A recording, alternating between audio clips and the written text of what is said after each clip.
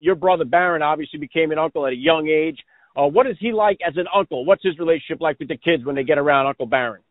Well, I'm very mad at Barron because I was the tallest guy in my family until he came along. My father calls me the short son now, and I'm 6'5", right? So I'm not exactly a short guy, and Barron is 14 years old and he's 6'7". He's literally he has me by at least 2 inches right now, and but he's a great guy. He's really kind of coming into his own, and he's just wonderful. He's going to have a great future ahead of him, and he's nice, he's funny, he's kind, he's massively tall, and but he's got a great relationship with my kids, and we're all very, very close. Between Don and Ivanka and myself, there's 10 grandchildren, and they love each other, and my son kind of idolizes his older cousins. There's a lot of different personalities, and but they love each other, and they have a lot of fun together. Awesome. What's doing, everybody? I'm Alec Lace. Thank you for watching First Class Fatherhood. Today's guest on the podcast is Eric Trump. Eric is the Executive Vice President of the Trump Organization. He is the third child of the 45th President of the United States of America, Donald Trump. This is the second time that Eric has joined me here on the podcast. His last visit was on episode 296 of the podcast, which was just before the pandemic shook the world upside down. I'm honored to have him back on the podcast. Get down there, smack the subscribe button, tap the like, and let's jump into it right now with Eric Trump on First Class Fatherhood.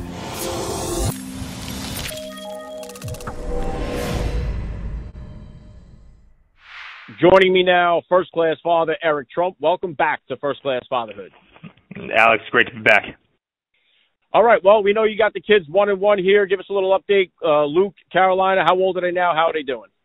They're doing great. Luke is 4, Carolina's 2. Really good kids, enjoying school. They're so much fun. I think 4 years old is probably the age so far I've enjoyed the most. They're kind of dependent enough. Every day you get another word, you get another thought. They challenge you in different ways, and Luke's been just a lot of fun, and Carolina's coming into her own. I mean, I certainly have noticed my own kids that it seems like girls develop a little bit faster than boys, and my son's a lot of brawn, and my daughter is she's really amazing in so many other ways. But listen, I love having 2 beautiful little kids, and they're growing fast, and I try never to take it for granted. Yeah, very cool. You got them down at the golf course yet there, swinging the clubs, or not just yet? They're swinging the clubs. Carolina's going to be a good little golfer. Luke loves it. Sometimes he likes running around the green more than he actually likes, picking up a club and actually hitting the ball with it, which is just fine as long as they're out there. That's all I care about. They both love riding golf carts. They like driving golf carts, meaning on my lap, and my son loves to sit in a little basket, behind the seat of the golf cart and ride around, and so they're always out there. And yeah, he loves fishing. We're always fishing on the lakes of various courses, and so he loves fishing, he loves golf, he loves swimming. Both of them do, quite frankly. They love bouncy castles and everything else, and yeah, they're having fun in life. Awesome. Well, listen, the last time we spoke, it was right before the whole world kind of got flipped upside down here. The coronavirus just was about to begin. And obviously, kids your age, it's been a difficult challenge for a lot of parents out there, and I think they'll be studying the effects on young kids that this has had for years to come. How did you as a family, you, your wife, your kids, how did you guys kind of manage? How was it for you guys during the pandemic? Yeah, well, listen, the pandemic obviously hurt a lot of people, and it was terrible across the board. At the same time, it changed up habits, many for the worse, and some certainly for the better. And I think as we look back in life, I think we're gonna come to realize how it affected us and how it changed our patterns. And frankly, for me, as a guy who travels 4 or 5 days a week, it kind of slowed me down a little bit in terms of travel. I was home a lot more. And I think I spent more time with my kids during that period of time than I ever had before. And I think it created a bond in us that I would have, I'm not saying that I wouldn't have got to, but that was certainly faster than I would have gotten to if I was doing 200,000-300,000 travel miles a year for work, running our company. And in a certain way, for all the downsides of COVID, kind of reuniting with family, not being able to go out to restaurants, not being able to hop on planes, not being able to travel, having, offices shut down. Well, what did that mean? It meant, more family time, better family time, more dinners at home, more time spent together, more time spent in the outdoors. And again, COVID universally was horrible.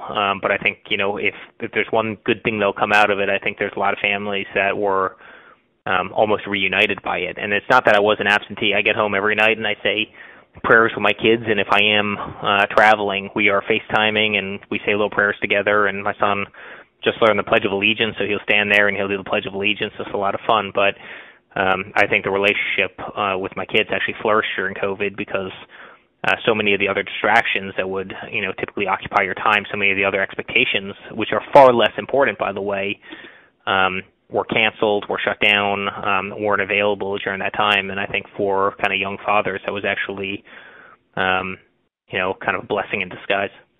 Yeah, definitely a silver lining for a lot of dads to reconnect with their families. And I'm with you there too, Eric. My favorite part of the day, I have the 4 kids. The 6 of us sit down to eat dinner every night at 6 o'clock.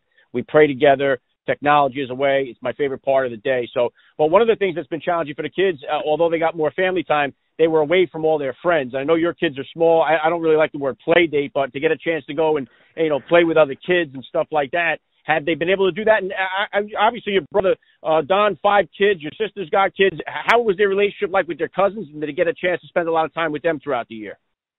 Yeah, well, certainly COVID, I think, probably put a damper on a lot of play dates, but you had kind of, 2 trains of thoughts. You had our train of thought, which is let kids be kids and go out and play with their friends. And, the infection rate of children is obviously very, very low, and they're the least susceptible segment of our society to getting COVID or to getting it, badly. They see the least kind of effects.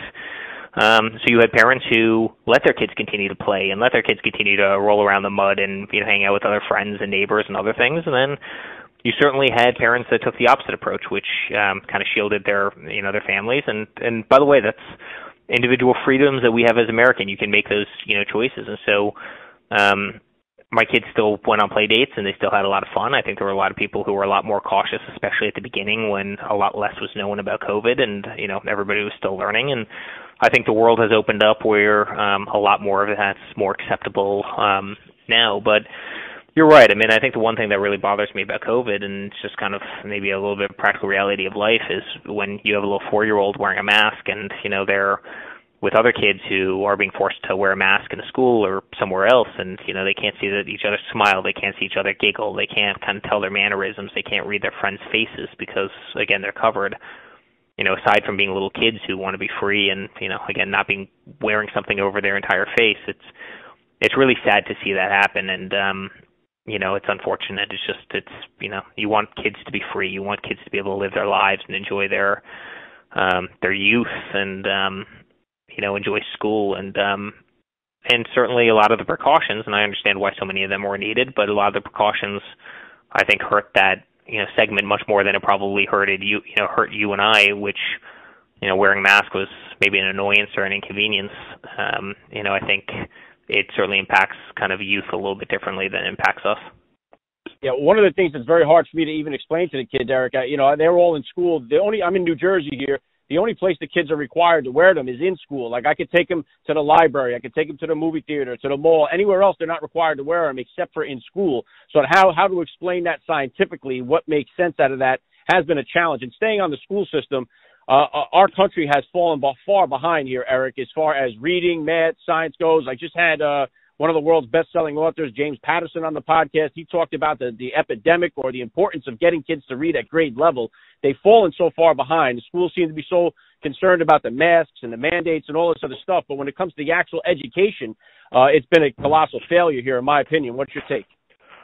I think that's 100% right. I think the kind of dichotomy of education in this country is incredibly wide. You have some of the best schools in the world. You do have the best schools anywhere in the world, and that's why you have so many children from every other country literally fleeing to the U.S. to become educated, right? And that's kind of the, higher level university system in this country. And then I think you have the opposite side of the spectrum where the educational system is totally failing and they're not doing a good job. And the priorities are totally out of sync. I mean, I remember as a kid when I was in school, we were learning Latin, but yet nowhere would anybody teach you how to finance, calculate a mortgage payment on a house, finance a house, calculate a mortgage payment on a car, how to lease a car, or just basic principles that would serve you every single day in life. I mean, I have friends that can't hang a picture on the wall, yet, they were learning how to conjugate verbs in, a dead language. And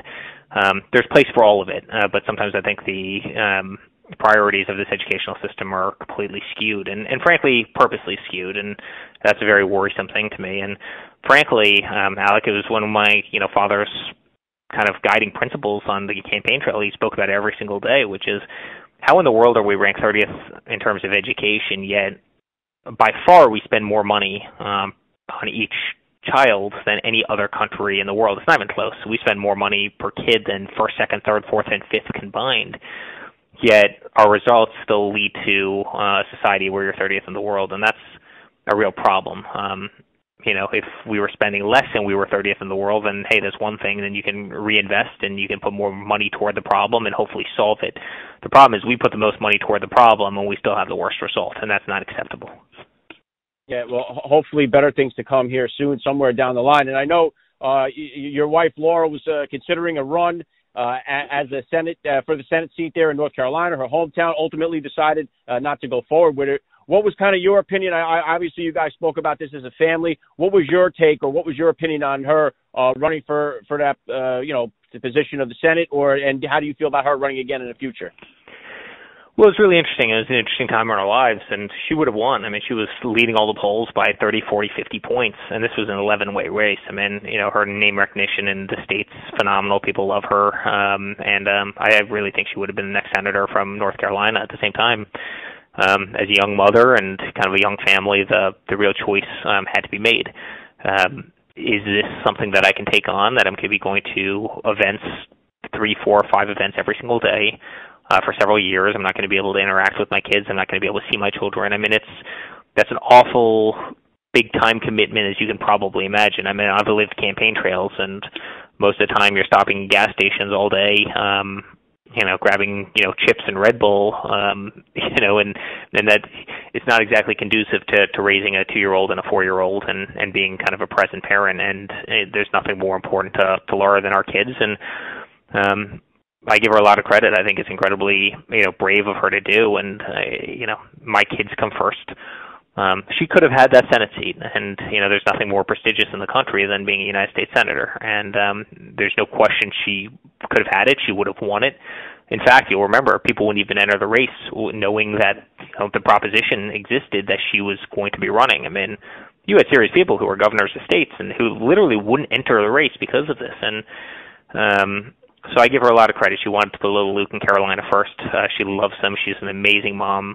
She wakes him up every single morning. She puts him down every night. She gives him a bath every night, says prayers. I mean, she picks him up at school and drops him off at school. And I mean, she's just an amazing, amazing mom. And she is beyond hands-on. And I give her a lot of credit for making that decision, because not everyone would have done the same thing. Yeah, very well said, Eric. And obviously all the talk of the town is about your dad, whether or not he's running again for president in 2024. What do you feel as a son and as a dad going through this entire thing again, campaign trail, presidency, if elected, president again? What do you feel about this? Whether your dad, what's the pros? Which way would you could play it either way. Your dad decides to run, your dad decides not to run. What's the best part and the worst part about both scenarios? Yeah, well, I could spend hours answering that question, but I can tell you there's nothing pleasant about politics. It's a thankless job, especially when you get into for the right reasons. And I can tell you, there's a lot of people who get into it for the absolute wrong reasons. There are very few people who get into it for the right reasons. And my father was sick and tired of seeing what was happening to this country. And just look at the last 8 months. Look at how everything's kind of self-destructed under bad leadership. And he had viewed all these problems. He had seen all these problems all these years, and he wanted to go in. He wanted to do something about it, and he didn't care if it cost him $1 billion or $2 billion or whatever the monetary sacrifice was to him. He just didn't care. He loves America. He loves his country, and he was going to do it. And I can't tell you how many arrows we all took in so many different ways, and we do it all over again, because again, we live in the greatest country in the world, and frankly, the people in Washington universally across the board are just incompetent. They're not the best, they're not the brightest.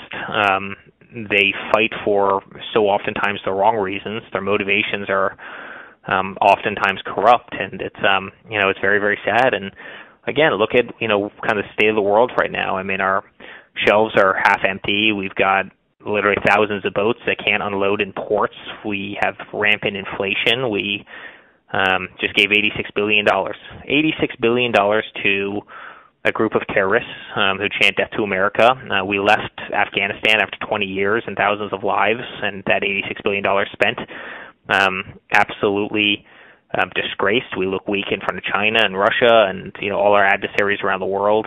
This week, China launched a hypersonic missile that went all the way around the globe several times at low Earth orbit, and yet our generals are sitting there discussing renaming bases to placate somebody, or talking about sensitivity training of our military, or leaking damaging articles to the media to make themselves look better so they can go out and sell a book later on in life. Yet what China's focused on is creating weapons to ultimately be the superpower of the world, and it just seems like our priorities are totally backward. Gas prices are through the roof, heating oil, natural gas, regular, obviously, gas for vehicles through the roof. The price of cars is through the roof, the price of food and clothing through the roof. It's very, very sad. People are trying to order presents for their kids for the holidays, and 3/4 of them are sold out and won't be here until after the holidays because, again, kind of, the incompetence of this administration. And I think indirectly it's why we were fighting. We had the wherewithal to. We had the backbone to. We had the means to fight. Just really interesting to see how fast something can go downhill under incompetent leadership.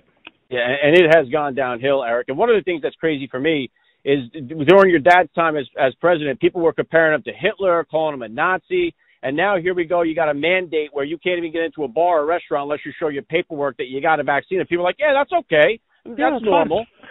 It's very mind-boggling, the whole thing. Well, when they tell half the military, please, you're either going to get dishonorably discharged or you get vaccinated, and they tell everybody in the Secret Service the same thing. You're going to be fired if you don't get vaccinated, and they're telling this to teachers, and they're telling this to, the same medical professionals that a year ago during COVID were our heroes, and we used to have commercials about, are the same people that they're now firing because they won't succumb to being forced to get an injection by the United States government. And hey, I'm a total advocate of the vaccine. My father created the vaccine. He was the one. I heard those phone calls at 10 o'clock at night when he was literally pushing the FDA to move at speeds that they had never moved, that they were incapable of moving at if you didn't have a Donald Trump down there saying, you're going to get this done and you're going to get this problem solved. And I think my father saved literally tens of millions of lives with it.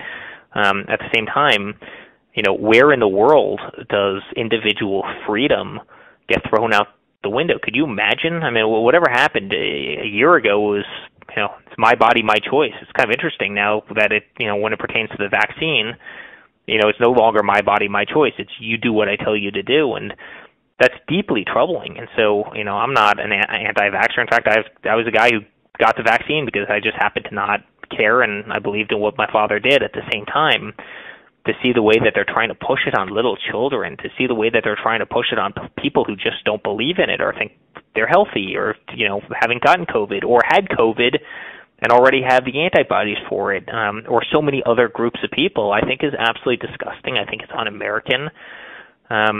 We as a country, Alec, were founded based on us revolting against people who tried to force things down our throats. And I think the one thing that you don't do to Americans is have a government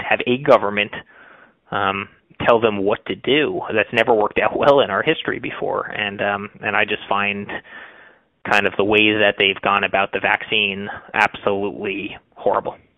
Yeah, I couldn't agree with you more. And they're even taking it a step further. They're calling these parents that are speaking up at these school board meetings, they're calling them domestic terrorists for trying to stick up for their kids. So that part of it is wild as well. And I wanted to just, if you could, Eric, please take it back into your childhood with your dad. If you could tell me what one of the fondest memories you have of your dad as a kid growing up, and then flip that coin into a time where you got yourself in some trouble or some hot water and your dad had to bring a little reprimand on you.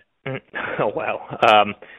I have so many good memories with him. I think, you and I have spoke about this before, but, this was Donald Trump in, the 1980s, and he was developing everything in New York. And, I was the kid that got to walk around these kind of, skeletons of skyscrapers as they were being built, and steel was going up, and, guys were out there with torches and, and pouring concrete, and, the very same toys that I love playing with, bulldozers and dump trucks and cement trucks and tractors. All of a sudden you saw them in real life, and you're 2 feet tall, and you're walking around these sites, and it's just, the world is so big and it's so impressive, and there's so much to learn. And I just remember those memories vividly, walking by his side, and him talking to contractors, and to me it was always fascinating, especially as a guy who just has like building ingrained in my DNA. And he was a great father. He used to do that. I mean, there was never a time where he wouldn't take our call. It didn't matter if he was on with Rudy Giuliani at the time, who was the mayor of New York. It didn't matter if he was on with the president. It didn't matter if he was on with the biggest finance or real estate guy.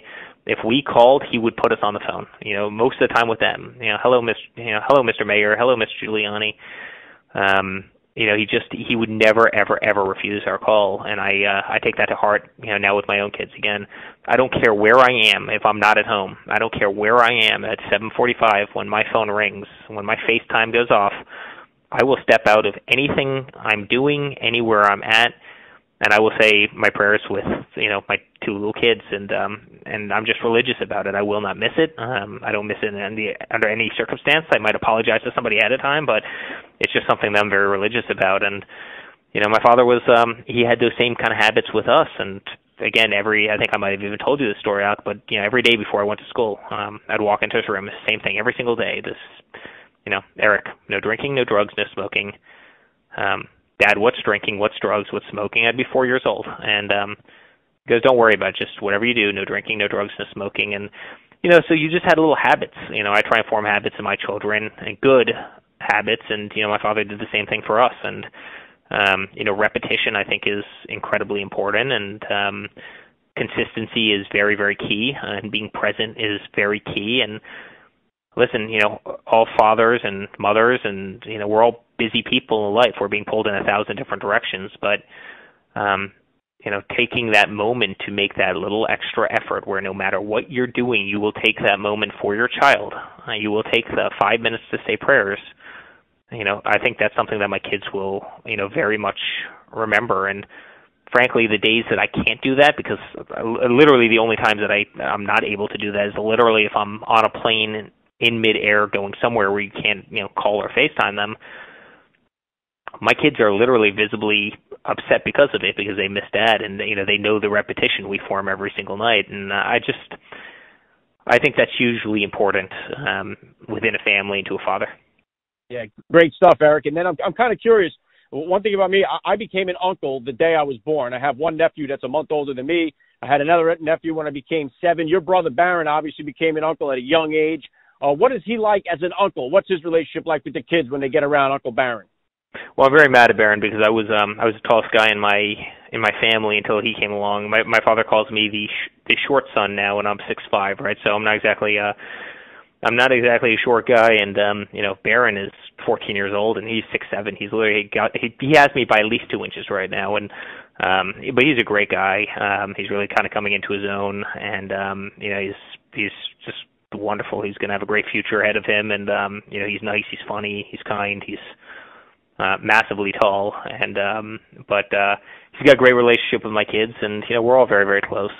Between Don and Ivanka and myself, there's 10 grandchildren, and they love each other, and my brother spends a lot of time in the outdoors, as do I, and the kids have these little ATVs, or these little 45, 50cc ATVs, and they're just running around on them. They absolutely love them. My son, kind of idolizes his older siblings, his older cousins, and it's a lot of fun. There's a lot of personalities. There's a lot of different personalities, and but they love each other, and they have a lot of fun together. Awesome. What's next for you here, Eric? Any plan? I know you guys have any plans on putting a golf course on Mars or the moon here? What kind of goals or plans you got for the future here for yourself? Well, a lot of goals, a lot of plans. Business is great. The company's never been better. So a lot of great things going on, and we'll be watching 22 very closely, and we'll be watching 2024 very closely. Again, we are a family who's just so invested in this country, and we fought so hard, and kind of just seeing what's happening as of late is just hugely depressing to all of us, and we're ready to keep fighting. And I think top of that list of things that we'll be fighting for is exactly what you and I are talking about, kind of traditional family values, kids, education, everything that goes with that. All right, keeping family, keeping the American family, keeping the American traditions, Christmas and Thanksgiving and Halloween. You see this new latest kick over the last 2 weeks where now all of a sudden they're trying to ban Halloween, because why not let my son and daughter dress up? My daughter is dressing up as a butterfly, my son's dressing up as Louis the Lizard. Why not take that away from children who literally spend a month thinking about that date and painting their faces and painting pumpkins? And these are things that we have to fight for. We have to fight for Christmas. We have to fight for the holidays. We have to fight for family tradition. We have to fight for religion. We have to fight for kind of parents and actually raising your children and guiding your children and praising your children when they do great things, and frankly disciplining your children when to keep them on the straight and narrow. And so much of that has been lost in our country, and we better get it back, because I think that's kind of the bedrock, the foundation of who we are as a nation, what we'll ultimately stand for, how we'll act, how we'll treat others, how we'll be seen in the world. And we better not lose the family dynamic, because it's so critically important in every facet of life. Yeah, well, listen, there's no way for me to understand the sacrifices that you guys have made, and I just know that we would be blessed as a nation to have your family back in that White House. So prayers for you and your family there. And, yeah, I talk about that fatherless crisis we got all the time on the podcast here. So we definitely got to strengthen our family units in this country. And I don't want to keep you any longer here. The last thing I want to hit you with here, Eric, I love to ask you, I want to ask second time around here, what kind of advice do you have for that new dad or for that about-to-be father who's out there listening? Yeah. I would say consistency. Find something that you're consistent and always do it, no matter what day it is, no matter what time it is. Find the one thing that you want consistency and you can provide in your life. Is that what my father did to me every morning before I left for school? Again, no drinking, no drugs, no smoking. Or what I do for my kids, where I tuck them in every single night and you say prayers with them, say the Pledge of Allegiance, and if under some circumstance I can't be there because, again, I run a big company and I have to travel around, I will be there on the phone. Find whatever that is that's consistent in their lives and be there and be present. And when you are home, be present. I just think, the 20 minutes, of just nonstop, active kind of engagement with a child versus the 2 hours of sitting on your phone and zoning off as you flick through Instagram or something else. That 20 minutes means all the world to those kids, and just the way you can get them to engage is something really special. And create consistency and live by that consistency, and it's certainly paid off thus far. I'm a young father, but it's working. It's absolutely working. Yeah, very well said. I love the message. It's been an honor to have you back in the podcast, Eric Trump. You're a first-class father all the way, and thank you so much for giving me a few minutes of your time here on First Class Fatherhood. It's great to be with you, Huck.